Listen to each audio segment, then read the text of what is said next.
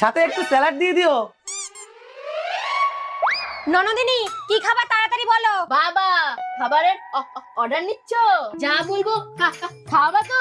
নিশ্চয়ই খাওয়াবো। তাহলে লেখো রুমালি রুটি, চানা মশলা,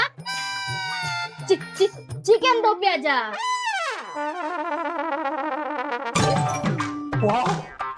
খাবারগুলো কিন্তু দারুণ ছিল বল। হ্যাঁ দারুন। চল।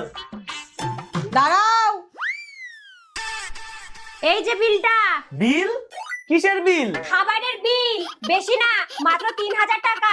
শুধু তাই না, সাথে 5% জিএসটি আর ভালো সার্ভিস দেওয়ার জন্য টিপস।